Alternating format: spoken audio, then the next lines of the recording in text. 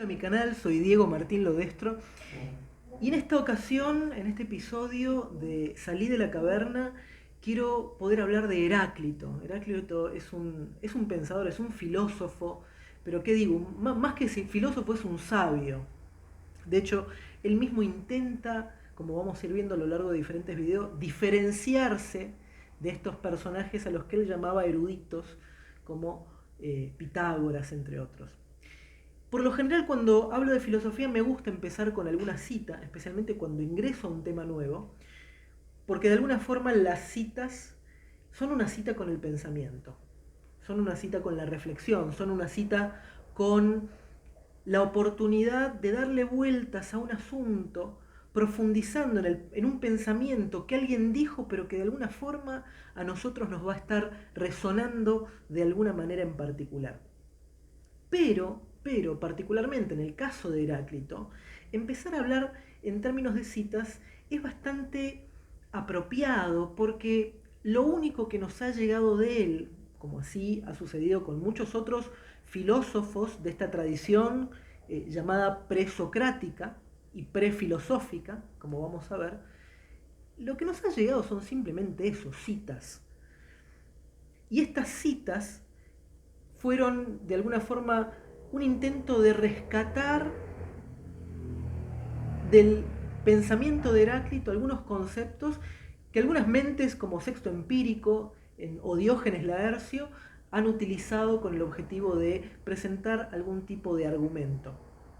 Y que al llegar hasta nosotros nos han permitido tener contacto con estos pensamientos preclaros de este filósofo.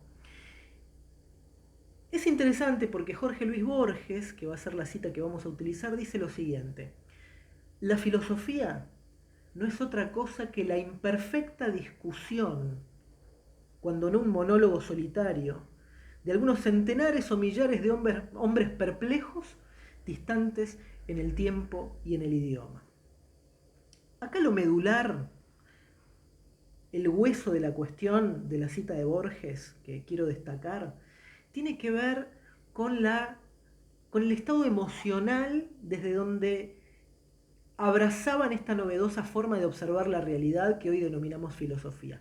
Él dice hombres perplejos.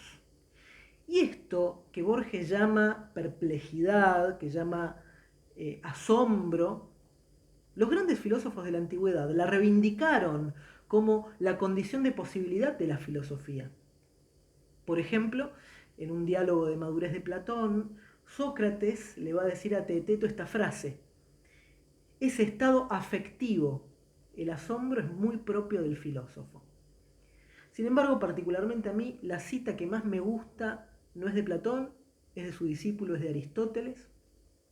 La vamos a encontrar en la Metafísica, y ahí lo que va a decir es algo bien claro. Dice: los primeros que filosofaron, se está refiriendo a estos presocráticos, filósofos materialistas, tales de Mileto, Anaxímenes, Anaximandro, Parménides, inclusive Heráclito. Dice: los primeros que filosofaron empezaron a filosofar al quedarse maravillados ante algo.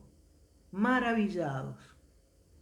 Dos líneas más adelante, lo que va a decir es también bien distintivo. Dice: el que se siente perplejo y maravillado, y acá viene la clave, reconoce que no sabe. Es decir, el estar perplejo, el estar maravillado ante algo, es también el reconocimiento de un no saber. Idea que va a reivindicar Sócrates mucho tiempo después, cuando va a decir: solo sé que nada sé. De alguna forma, y volviendo a la cita de Borges, la filosofía es una discusión de hombres perplejos, y quiero remarcar la idea de discusión, porque el filósofo, por sobre todas las cosas, dialoga. Muchas veces dialoga y discute, como en el caso de Sócrates, con interlocutores reales.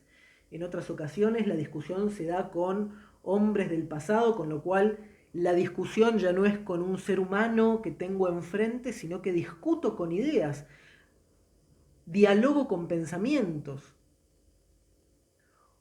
Uno básicamente al filosofar se pelea con el pensamiento de otros filósofos, Y lo cierto es que Platón va a discutir y se va a pelear con los sofistas, Aristóteles va a discutir con Platón, Gorgias de Leontinos, que es un sofista, va a discutir con Parménides, por ejemplo en el Tratado sobre el no ser.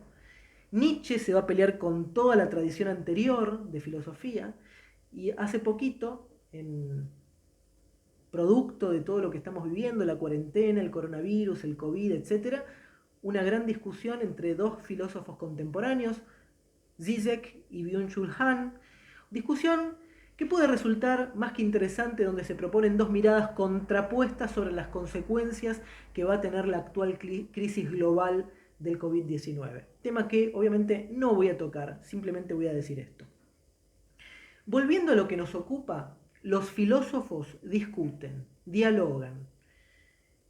Y es una discusión o un filosofar de hombres perplejos, como ya lo dice Borges. Heráclito va a hacer exactamente lo mismo.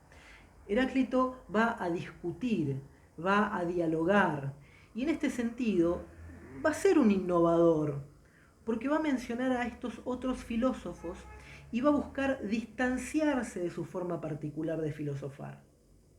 Él se va a posicionar, como dije en algún momento, como un filósofo distinto. Se va a posicionar en las antípodas. Va a tener una actitud un tanto peculiar. Actitud peculiar que también va a tener uno de sus contemporáneos, que es Parménides, ¿sí? En Elea. Heráclito está en Éfeso, Parménides en Elea, en el sur de Italia. Parménides lo que va a decir, posicionándose en esta antípoda de el trío de Mileto, que ya mencionamos, va a oponer el corazón de la verdad a la opinión de los mortales. La opinión de los mortales se refiere a estos pensamientos de estos filósofos que hablaban sobre la fusis, como Tales de Mileto, Anaxímenes, Anaximandro. Bueno, pero también va a hablar de la opinión de los mortales como aquellas opiniones generalizadas. Bueno, él va a posicionarse en las antípodas de ese pensamiento, de alguna forma proclamando ser poseedor del corazón de la verdad. Heráclito va a hacer exactamente lo mismo. Va a utilizar palabras distintas, pero va a decir básicamente que él va a pensar de otra forma, que va a pensar distinto. En algún sentido, si bien no podemos afirmar que fue el precursor del diálogo, ¿sí? de este enfoque dialéctico, sí vamos a decir que para la filosofía de Heráclito, la filosofía es una especie de noviazgo que debe desembocar en un compromiso y en un casamiento con una señorita llamada la verdad o Sofía. Sofía es el término que se vierte por sabiduría. Mientras que la filosofía, como la entiende de alguna forma Platón, es una especie de aspiración, una relación erótica, cuasi histérica, porque Platón va a pensar la sabiduría como una búsqueda, como un deseo que se tiene, una tendencia, un acercamiento, que es básicamente lo que decimos cuando decimos filo, delante de Sofía. Es decir, filo significa eso, aproximación. Es por excelencia un amor realmente platónico. Nunca mejor dicho, ¿no? Con la sabiduría. Sofía es para el filósofo una especie de señorita histérica que nunca se deja alcanzar, que te guiñe el ojo, se deja mirar, deja que te acerques, pero hasta ahí. En ese sentido, el filósofo siempre está en un estado de eterno enamoramiento, porque nunca termina de concretar ese acercamiento al saber o a la sabiduría. El filósofo para Platón va a ser un eterno enamorado, un amante de la sabiduría a la que aspira pero nunca alcanza. A este respecto, Heráclito se va a diferenciar porque él no se considera a sí mismo un filósofo, sino un sabio, un sofos. Y ojo con esta palabra, porque no confundamos sofos con sofistés. Sofistés es un término que se utilizó de manera despectiva, que se transliteró a la tradición filosófica para designar a un conjunto de pensadores, en su mayoría relativistas, profesores itinerantes que cobraban altas sumas de dinero por lo que sabían. Hegel va a decir que son getairas del saber, especie de prostitutas del saber, vendían sus conocimientos a cambio de mucho dinero a la alta sociedad. De alguna forma el término sofistés se puede traducir también como sabiondo o sabelotodo, alguien que cree saber pero que no sabe. Y gran parte, como ya mencioné, de los diálogos platónicos son entre Sócrates y un sofista o un discípulo de un sofista. Por eso la filosofía socrática va a hacer gala de esa famosa frase de Platón que ya mencionamos, solo sé que nada sé, porque se va a intentar estar, de alguna forma, pararse en contrapartida, en la vereda opuesta de estos sabiondos que creían saberlo todo. De alguna forma Heráclito, y ya estamos viendo, ¿no?, cómo funciona la filosofía. La filosofía funciona por oposición. De alguna manera, para poder filosofar hay que poder dialogar. Y en el diálogo no podemos pensar iguales, tenemos que pensar distinto. Heráclito entonces lo que va a hacer es ponerse en la vereda opuesta a los filósofos que lo anteceden y se va a considerar a sí mismo un sabio. Y lo que va a decir Heráclito es que el sabio piensa y piensa bien. Y él es un sabio. ¿Por qué? Porque piensa bien. La gente en general, la mayoría, o no piensa o piensa mal. En más de una ocasión vamos a encontrar en Heráclito esta opinión lapidaria, aunque un tanto pedante, de parte del filósofo. Esta forma de opinar sobre los otros pensadores, los otros filósofos, y su manera de escribir, va a llevar a Heráclito a intentar una forma de filosofía que en vez de decirlo todo, va a histeriquear con el pensamiento.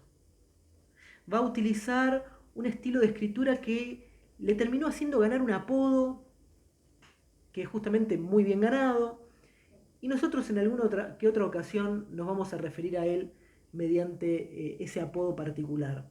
Los filósofos en línea general, muchos tenían apodos, por ejemplo, a Aristóteles se le llamó el maestro. De hecho, Platón no es el verdadero nombre de Platón, porque es su alias, es Aristócles de Atenas. Bueno, Heráclito también va a tener un apodo y será un apodo bien ganado. Pero sobre el apodo te voy a hablar en el próximo video. Espero que te haya gustado, te invito a que me sigas en las diferentes redes sociales, que encuentres el clic y hagas like, dejes tu comentario si tenés ganas y que te suscribas al canal para que puedas seguir con esta serie de videos que voy a estar realizando sobre este filósofo y sobre muchos otros, así como ir abordando diferentes temas relacionados con la filosofía. Muchísimas gracias y nos vemos en el próximo video.